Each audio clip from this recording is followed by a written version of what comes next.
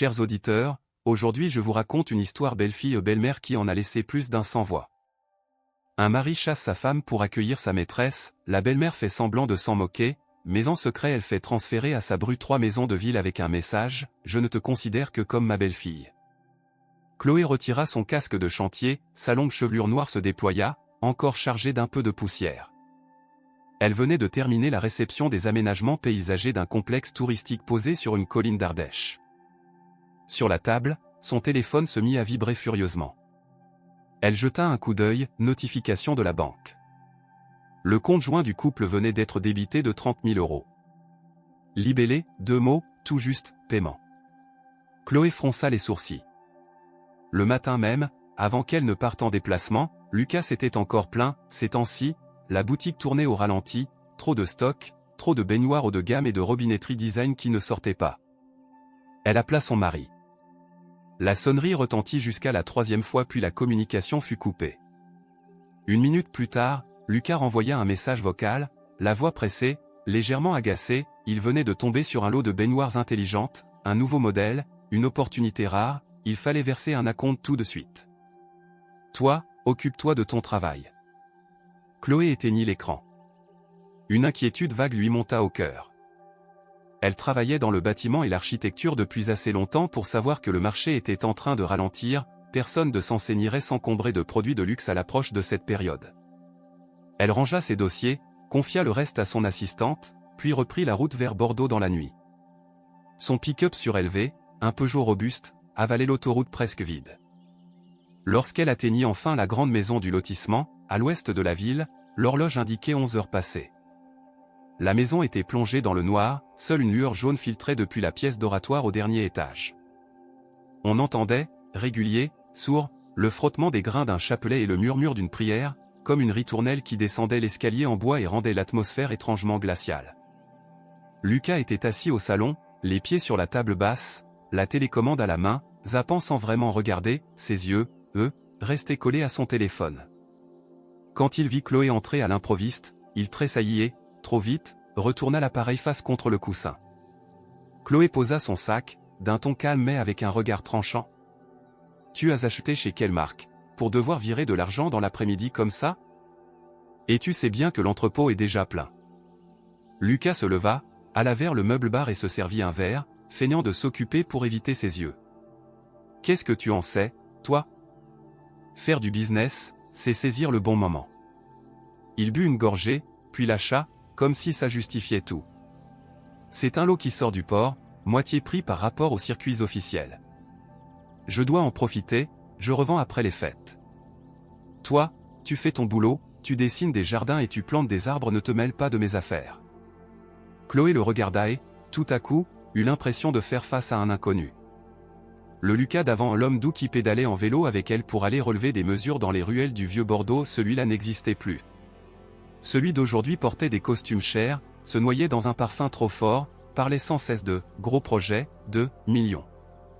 Et pourtant, le capital venait de l'argent de sa mère, ou de Chloé elle-même qui, en silence, comblait les trous. Chloé s'approcha, le fixa. 30 000 €, ce n'est pas rien. C'était l'argent que je mettais de côté pour refaire le toit de la maison familiale, en Corrèze, chez ma grand-mère. Tu l'as pris sans m'en parler? Lucas abattit son verre sur la table, le liquide éclaboussa le verre du plateau. Tu comptes chaque centime avec ton mari, maintenant? Ta maison de campagne, laisse tes oncles s'en occuper. Toi, tu es marié, tu t'occupes de ma famille. J'emprunte, je rendrai le double une fois que j'aurai vendu. Puis il cracha, méprisant. Et arrête de rentrer avec ta tête d'enterrement. C'est insupportable. Il monta en trombe, claqua la porte de la chambre. Chloé resta figée au milieu du salon immense et froid. Au-dessus, le chapelet continuait, tic-tac de perles comme un compte à rebours pour leur mariage. Marie-Thérèse, sa belle-mère, avait forcément entendu qu'elle était rentrée. Elle ne descendit pas. Elle ne demanda rien. Elle avait toujours été ainsi, une statue de glace dans cette maison. Le dimanche suivant, c'était la messe du premier anniversaire de décès du grand-père de Lucas. Dès 6 heures, Chloé était debout mais elle ne se précipita pas dans la cuisine, comme ses belles-filles, à l'ancienne, à s'épuiser au fourneau. Elle portait une tenue en soie sobre, les cheveux relevés, une tablette à la main, elle vérifiait la liste des plats commandés chez un traiteur. Avec son travail prenant et ses revenus confortables, Chloé avait choisi d'acheter du temps, elle payait pour éviter la corvée, et gardait son énergie pour accueillir les invités. À cette heure, Léa, la sœur de Lucas, fit entrer son scooter dans la cour. Elle ôta son masque, observa les employés du traiteur qui dressaient la table, et grinça. Eh ben la belle-sœur, elle est bien, hein. Une commémoration, et on dirait un cocktail. On ne la voit pas toucher à quoi que ce soit. Maman, à l'époque, se levait à 3 heures pour tout préparer et toi, tu sors la carte bancaire, et hop, c'est bon. Chloé, qui ajustait un bouquet dans l'oratoire, sourit à peine. J'ai pris un traiteur réputé, c'est meilleur et plus propre que ce qu'on ferait dans la précipitation. Et pendant ce temps-là, on peut recevoir nos proches, discuter avec ceux qui viennent de loin. C'est plus précieux que d'étouffer dans une cuisine pleine de graisse, non, Léa? Léa resta bouche bée, marmonna, puis monta chercher sa mère. Marie-Thérèse descendit enfin. Elle portait une robe de velours couleur prune, un collier de perles, le visage austère. Elle regarda la table abondante sans complimenter ni critiquer, elle fit un geste bref pour que chacun se place, puis alluma une bougie et marmonna une prière. Les invités arrivèrent en nombre, surtout de la famille, et quelques partenaires d'affaires anciens du clan. Au milieu des verres levés, on sonna à la grille. Lucas se précipita, étrangement empressé, et revint accompagné d'une jeune femme très jolie, élancée, dans une robe moulante, talons claquant sur le carrelage, un panier de fruits au bras. Lucas annonça d'une voix forte. « Maman, oncle, tante, voici Inès, une partenaire dans l'immobilier. Elle a entendu parler de notre famille, de nos traditions, elle voulait venir allumer une bougie pour grand-père et offrir quelque chose à maman. » Inès balaya Chloé du regard comme on regarde une employée, puis alla droit vers Marie-Thérèse, la voix sucrée. « Bonjour, madame. Lucas m'a tant parlé de vous, j'avais hâte de vous rencontrer. Je vous ai apporté un coffret de douceur et un petit pot de miel artisanal. Vous êtes si élégante, on vous prendrait pour la sœur de Lucas. » Marie-Thérèse esquissa un rictus, les yeux acérés, jaugeant Inès de la tête aux pieds, mais prit le panier. « Merci. Puisque c'est une invitée de Lucas, qu'elle se sente à l'aise. » Chloé, à l'écart, observait. Lucas tira une chaise à Inès, lui servit à manger, se pencha vers elle avec une attention qu'il ne cherchait même plus à cacher. Inès, elle, mangeait en regardant la maison comme si elle en faisait déjà l'inventaire. Elle lâcha, d'un ton de connaisseuse. L'emplacement est superbe mais la décoration intérieure, c'est sombre, non? Aujourd'hui, on fait du néoclassique lumineux, chic, pas tout ce bois foncé qui écrase l'espace. Lucas acquiesça aussitôt, enthousiaste. Je suis d'accord. C'est ma femme qui avait dessiné ça il y a des années à l'époque, son goût allait jusque-là.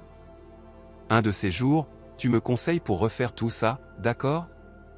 Chloé serra son verre si fort que ses doigts blanchirent.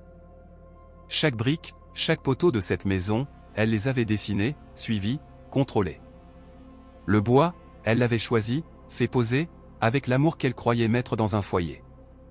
Et là, devant sa maîtresse, Lucas piétinait son travail sans la moindre gêne. À côté, Léa étouffa un rire et renchérit. Inès a vraiment l'œil. Ma belle-sœur, elle est architecte paysagiste, elle plante des trucs dehors mais l'intérieur, ça n'a rien à voir avec une vraie pro comme toi. Autour de la table, des rires fusèrent. Chloé était reléguée au bord de la scène. Seule Marie-Thérèse restait silencieuse, mangeant peu, les yeux plongés dans Inès comme dans un puits. Personne ne pouvait deviner ce qu'elle pensait. Après la cérémonie, Lucas annonça qu'il partait 3 jours, en déplacement, au port, vers La Rochelle, pour sonder le marché. Chloé ne posa pas de questions. Elle prépara la valise mécaniquement. Ces voyages soudains, elle en avait trop vu. Et, depuis quelque temps, elle doutait de leur réalité. Le jour où Lucas revint, il jeta son costume dans le panier à linge et partit se doucher en sifflotant. Chloé tria les vêtements pour la machine. En vérifiant les poches, sa main tomba sur un petit papier froissé, roulé en boule, coincé tout au fond. Elle l'aplatit, une facture d'un spa haut de gamme en centre-ville de Bordeaux. Formule, duo VIP, avec hammam au sel et massage aux huiles. Chloé sentit son cœur se serrer. L'horaire sur le ticket correspondait à l'après-midi du 2e jour où il était censé être, au port. La Rochelle et Bordeaux, ce n'est pas la porte à côté. Il ne pouvait pas être aux deux endroits à la fois. Elle fouilla la poche du pantalon assorti, cette fois, un reçu d'une bijouterie, un bracelet en or blanc serti de pierre, d'une valeur de 1500 €. Chloé ne fit pas de scène. Elle photographia les reçus, les rangea dans son tiroir de bureau. Le lendemain matin, elle prit un congé. Maquillée avec soin, elle conduisit jusqu'à la bijouterie mentionnée. Elle montra la photo du reçu à la vendeuse, sourit avec naturel. « Bonjour.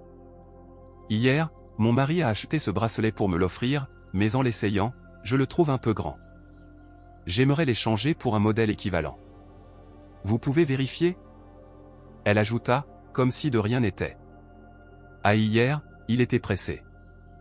Il était avec quelqu'un, vous vous souvenez? Comme ça je choisis quelque chose qui lui plaira. » La vendeuse, jeune, honnête, consulta l'ordinateur et répondit sans malice. « Oui, je m'en souviens, il est venu avec une dame aux cheveux bouclés, teint en gris fumé, grande, très élégante. Elle a essayé le bracelet au comptoir. Elle avait le poignet un peu plus fin, c'est sûrement pour ça qu'il vous va large. » Chloé remercia, fit semblant de regarder d'autres vitrines, puis sortit sans rien échanger. Tout était clair. Le soir, après le dîner, dans la chambre, elle posa les deux factures sur la coiffeuse, à côté du parfum de Lucas. Lucas, une serviette sur la tête, les vit. Il se figea, son visage changea une fraction de seconde, puis il retrouva vite son aplomb. « Tu fouilles dans mes affaires? Combien de fois je t'ai dit de ne pas violer la vie privée des gens? » Chloé, assise sur le lit, répondit d'une voix froide. « Je fais la lessive. C'est tout. Tu étais, en déplacement, au port au spa à Bordeaux? Et ce bracelet c'est un cadeau promotionnel pour quelqu'un qui achète une baignoire, peut-être? » Lucas jeta la serviette au sol, s'emporta. « Arrête avec tes soupçons. J'étais avec des clients. S'ils veulent aller au spa, je les accompagne. Et le bracelet, je l'ai acheté pour un ami, il m'a demandé de choisir, soi-disant j'ai du goût. » Il pointa un doigt accusateur. « Toi, tu contrôles tout. Tu m'étouffes.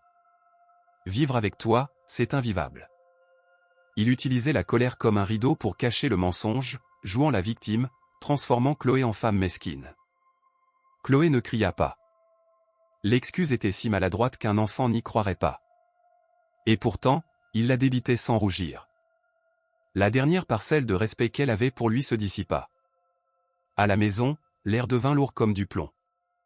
Lucas se mit à rentrer tard, parfois à ne pas rentrer du tout. Il parlait de travail, mais l'odeur d'un parfum inconnu et les traces de rouge à lèvres sur les cols racontaient une autre vérité. Chloé se sentit seule dans sa propre maison. Marie-Thérèse, elle, semblait indifférente à la fissure. Elle gardait sa routine, marchait le matin, prière au chapelet, thé l'après-midi. Chaque fois que Chloé tentait une confidence, la belle-mère tranchait avec des phrases qui faisaient mal. Un homme qui travaille doit voir du monde. Une épouse doit savoir entretenir la flamme. Si tu rentres pleine de poussière, le visage fermé, tu crois qu'il va avoir envie de rentrer? Puis, le plus dur. Et surtout, il y a l'enfant. 4 ans de mariage et toujours rien. Cette famille a besoin d'un héritier, pas d'une architecte à la réputation brillante. Ces mots étaient du sel sur une plaie. Chloé et Lucas avaient consulté, le médecin avait dit que tout allait bien, que c'était surtout le stress. Mais aux yeux de Marie-Thérèse et de la famille, la faute revenait forcément à la femme. Léa passait souvent un nom pour soutenir, mais pour piquer. « Chloé, tu as vu Lucas? Il rajeunit. Fais attention, à cet âge-là ils renaissent. On dit qu'Inès est très forte, très douce avec les hommes, si tu ne te débrouilles pas, tu vas le perdre. » Une nuit de pluie battante, Lucas rentra ivre-mort. Il vomit sur le tapis du salon. Chloé ravala son dégoût, prit une bassine, un chiffon, nettoya. Lucas, pendant qu'elle lui essuyait le visage, bégaya en l'insultant. « Lâche-moi, ne me touche pas, tu sens le ciment et le fer, tu es dur comme une planche, regarde Inès, elle, comme elle est douce, sa peau sent bon avec toi, c'est fade, c'est nul. » Chloé resta pétrifiée, le chiffon tremblant dans sa main. Dans l'alcool, il venait de dire ce qu'il pensait vraiment, elle n'était qu'une planche. Tous ses sacrifices, ses efforts pour cette maison, ne valaient rien. Sur l'escalier, Marie-Thérèse regardait la scène. Elle ne descendit pas. Son visage, à moitié dans l'ombre, resta impassible, inquiétant. Le lendemain matin, quand Lucas se réveilla, Chloé était déjà partie travailler. Sur la table, un bol de soupe à l'oignon qu'elle avait préparé était froid. Lucas ne ressentit aucun remords, seulement un mal de crâne violent. Il attrapa son téléphone et appela Inès. « Mon amour, je suis crevé. Viens me chercher à midi, on va manger quelque chose de bon. Cette maison me rend dingue. » Au bout du fil, Inès minauda. « D'accord. Et j'ai une surprise pour toi. Une vraie bonne nouvelle. Tu vas adorer. » Lucas sourit, persuadé que sa vie allait s'ouvrir sur un nouveau chapitre, sans savoir qu'il mettait les pieds dans un marécage. Au bureau, Chloé reçut un message du détective privé Jacques qu'elle avait engagé la semaine précédente. Une série de photos, Inès entrant dans un hôtel, bras dessus bras dessous avec un autre homme, à Arcachon. Chloé eut un sourire amer. Le spectacle ne faisait que commencer. Un jour, alors qu'elle travaillait tard sur des plans à la lumière d'une lampe articulée découpant son dessin, son téléphone vibra, un numéro inconnu. Son instinct lui souffla immédiatement qui se cachait derrière. Elle ouvrit, une photo apparut. Lucas dormait, la tête posée sur un bras nu, très blanc. Le visage de la femme était soigneusement hors cadre, mais, au coin de l'image, le bracelet en or blanc étincelait, impossible de se tromper. Puis un message, court. « Il dort si bien, ton mari, non ? Il a dû travailler dur aujourd'hui. » Chloé ne répondit pas. Elle éteignit l'écran, inspira profondément pour calmer les battements dans sa poitrine. Elle n'était pas surprise. Elle était écœurée. L'impudence d'Inès dépassait la limite. La porte de la chambre s'ouvrit brusquement. Lucas entra, le visage rouge, puant l'alcool. Il jeta sa sacoche sur le lit, filait 100 pas, nerveux, se frottant les cheveux. Chloé, sans lever les yeux de ses plans, dit d'un ton neutre. « Tu as bu ou pour rentrer dans cet état ? Va te doucher et dors. Ne fais pas de bruit, je travaille. » Lucas s'arrêta devant elle, posa ses mains sur le bureau et, d'un coup, balaya les feuilles et les plans au sol. « Travailler ? Toujours travailler. Regarde-toi, tu es une femme ou une machine à gagner de l'argent ? Moi je suis au bord de l'explosion et toi tu t'en fiches. » Chloé se baissa, ramassa chaque feuille, les remit en ordre. « Si tu as quelque chose à dire, dis-le. Ne te sers pas de l'alcool pour tout casser. » Lucas souffla, s'affala sur le lit. Son ton passa de la rage à la plainte. « L'entreprise est à sec. Le lot que j'ai fait venir est bloqué, il faut payer des trucs en urgence, sinon ça ne sort pas. La banque serre la vis. Donne-moi l'acte de propriété de cette maison, je la mets en garantie, je fais un prêt rapide. Dès que je redresse la situation, je rembourse et je récupère. Ce sera temporaire. » Chloé se figea. Cette maison, ses parents, en Corrèze, avaient vendu une parcelle pour l'aider à payer une partie, le reste venait de leurs économies de couple, et Marie-Thérèse avait ajouté une somme pour les travaux. Lucas voulait mettre tout cela en jeu pour des affaires troubles et Chloé savait que, derrière, il y avait aussi l'argent gaspillé pour une maîtresse. Elle le regarda droit dans les yeux. « Non. Cette maison, c'est la sueur de 2 familles. Je ne la laisserai pas partir en fumée. Tu dis que le lot est bloqué ? Montre-moi les papiers. Les documents d'import, les connaissements. Si c'est cohérent, on cherchera une autre solution. Mais l'acte de propriété, c'est non. » Lucas bondit comme un ressort, les yeux injectés. « Tu ne fais pas confiance à ton mari ? Les papiers sont à la société. À cette heure, qui ramène ça à la maison ? Tu es égoïste. Cette maison est à nous, je suis le chef de famille. J'ai le droit de décider. Signe une procuration, tout de suite. » Chloé se leva, la voix dure. « Je ne signe pas. Tu me prends pour une idiote. Tu as besoin d'argent pour quoi ? Pour la nourrir, pour ses sacs de marque, pour ses spas ? Pas pour tes marchandises. » Démasqué, Lucas hurla, furieux. Il frappa la lampe de bureau, elle tomba, éclata en 1000 morceaux, des éclats de verre volèrent. Il donna un coup de pied dans la chaise, l'envoya contre le mur. « Tais-toi. Tu oses accuser ton mari ? Sale femme. Tu veux ma faillite? Tu veux qu'on crève ici? Le fracas résonna dans la nuit. Chloé ne recula pas. Son regard était plein de déception. La porte s'ouvrit encore. Marie-Thérèse se tenait sur le seuil, en tenue de soie grise, un chapelet entre les doigts, le visage sans expression. Elle balaya du regard le chaos au sol, puis Lucas, puis Chloé. Chloé attendait un mot, une protection, au moins une question. Mais Marie-Thérèse lâcha simplement, glaciale. Faites ce que vous voulez. Mais ne laissez pas les voisins rire de cette maison. Si vous voulez vous battre, fermez la porte. Je veux dormir. Elle tourna les talons et repartit, refermant doucement, comme si rien ne la concernait. Cette froideur fut comme une douche glacée sur le visage de Chloé, elle comprit, d'un coup, sa solitude absolue dans cette maison luxueuse. Le lendemain matin, à la boutique de sanitaire de Lucas, Inès entra pas avec sa douceur habituelle, mais avec l'air d'une future propriétaire.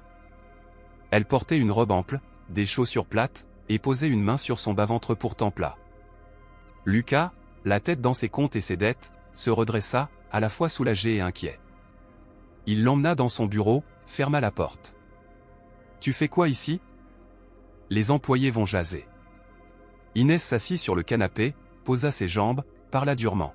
« Tu vas me cacher encore longtemps ?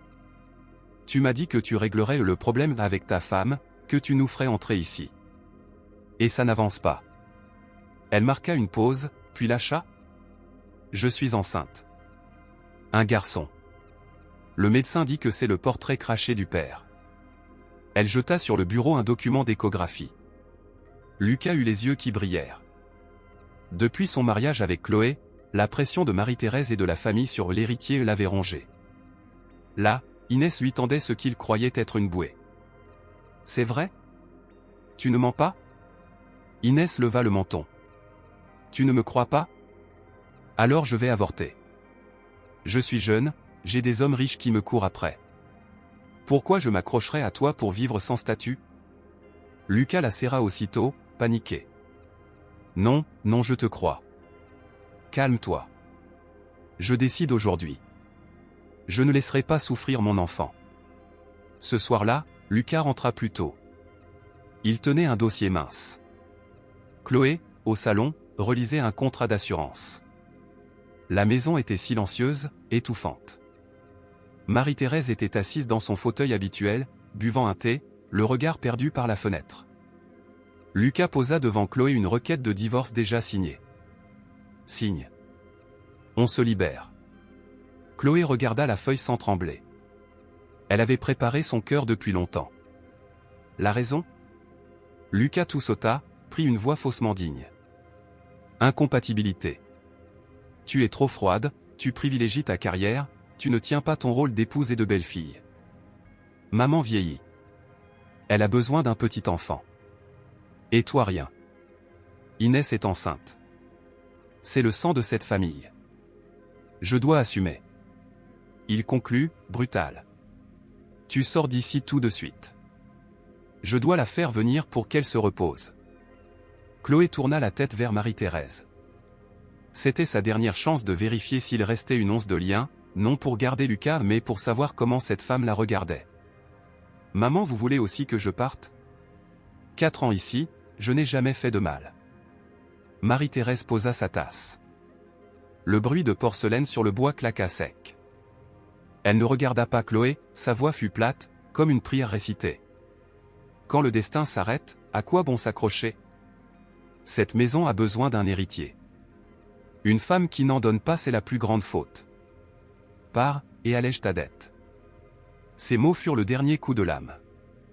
Chloé prit le stylo, signa. Sans larmes, sans supplication, sans cri. D'accord. Je pars. Merci de m'avoir appris, en 4 ans, ce que vaut le cœur humain. Elle releva la tête vers Lucas. Et toi, Lucas, j'espère que tu ne regretteras pas ce jour. Elle monta faire ses valises. Elle ne prit pas tout. Seulement ce qui était à elle, vêtements, livres, ordinateurs, petits objets fabriqués de ses mains. Elle appela un service de déménagement. 1 heure plus tard, 3 hommes en uniforme étaient là. Chloé leur indiqua quoi démonter et emporter, le canapé qu'elle avait acheté, la table en chêne, le lustre du hall, le lave-vaisselle, le four encastré et tout ce qu'elle avait payé de sa poche. Lucas devint fou. « Tu fais quoi? Tu vas démonter la maison entière? Tu pars sans rien. Comment tu peux tout prendre ?» Chloé, scellant un carton au ruban adhésif, répondit calmement. « Regarde bien. Ce fauteuil, je l'ai acheté avec ma prime. Ce lustre, c'est un cadeau de mes parents pour notre pendaison de crémaillère. La télé, je l'ai payée à crédit avec ma carte personnelle. Je prends ce qui est à moi. » Elle ajouta, glaciale. « Je te laisse la carcasse d'une maison vide. Comme tu m'as laissé. » Lucas voulut s'interposer, mais les déménageurs, imposants, le fixèrent. Il recula, humilié. Marie-Thérèse resta assise dans un coin du salon, sans bouger, comme si la poussière qui volait ne la touchait pas.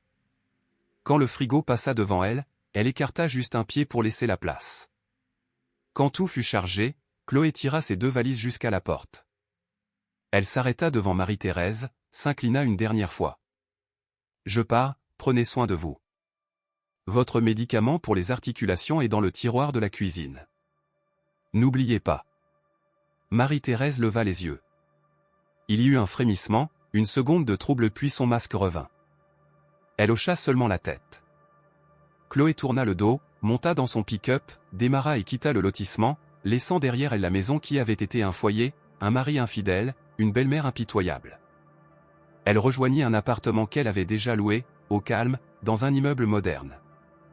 Au 25e étage, l'air entrait à plein poumon, au loin, le fleuve miroitait.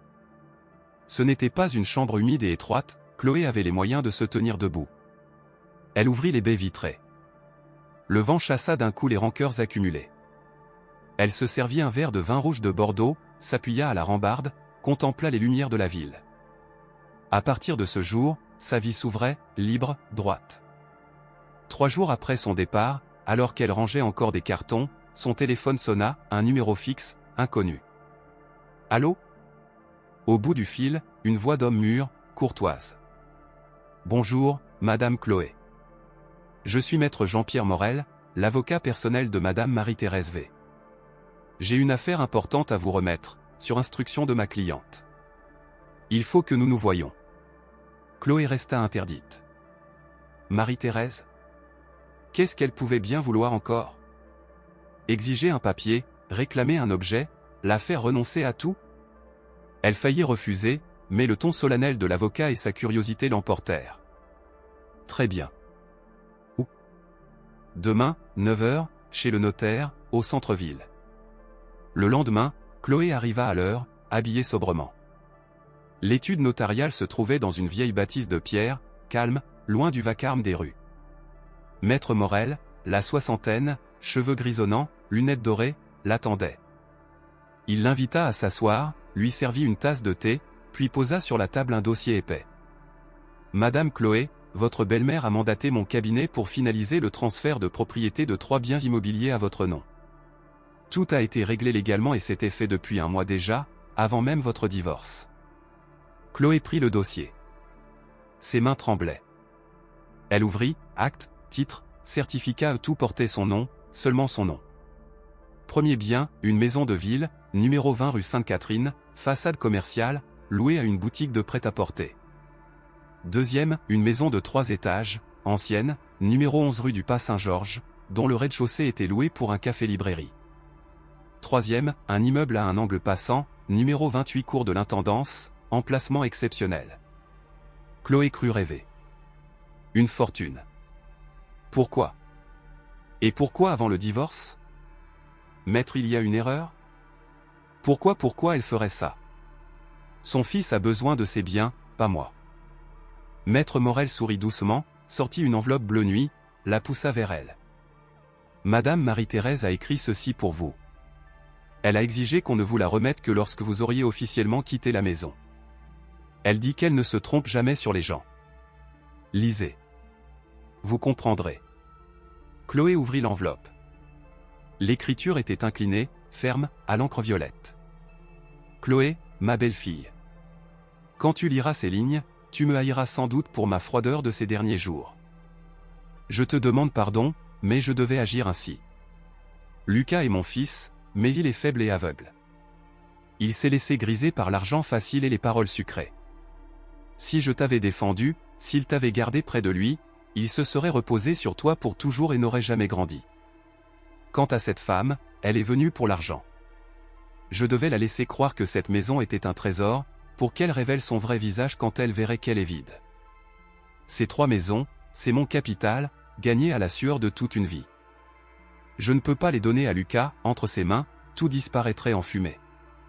Alors je te les confie. Pour moi, tu es ma seule belle-fille. Tu as du talent, tu as une colonne vertébrale.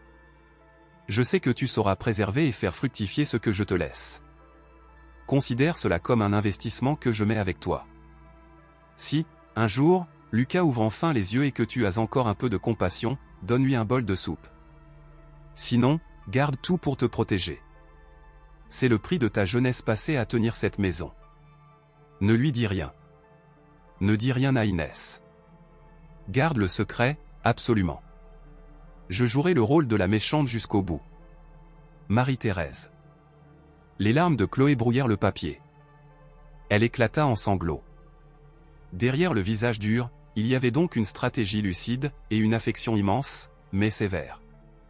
Marie-Thérèse avait sacrifié l'apparence du lien, pour protéger l'avenir de Chloé et donner à son fils une leçon qu'il n'oublierait jamais.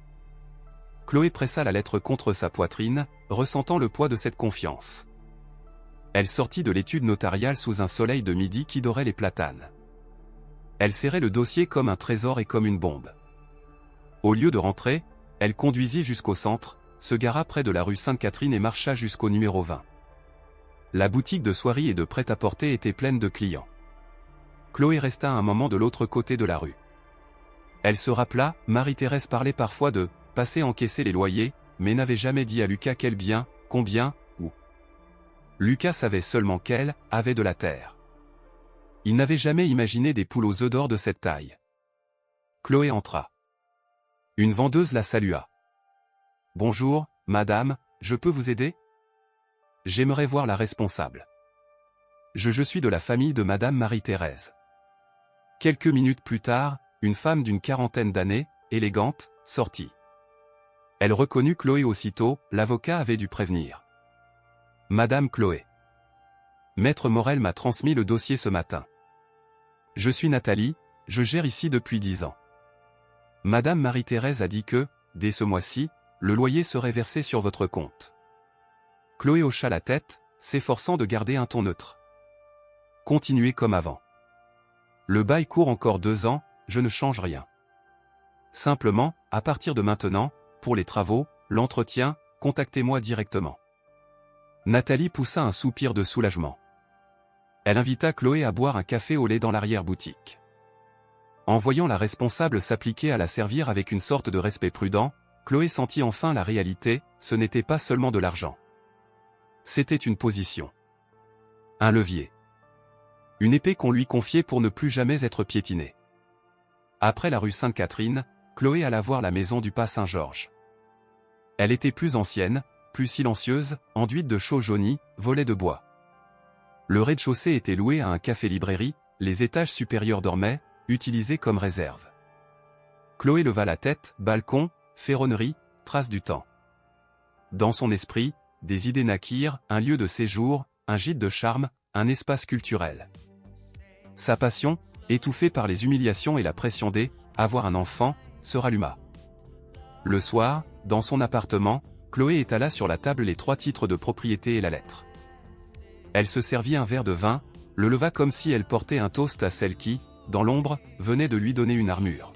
« Merci, je ne vous décevrai pas. » Elle rangea soigneusement le tout dans un coffre. La vraie bataille, maintenant, commençait, garder le secret.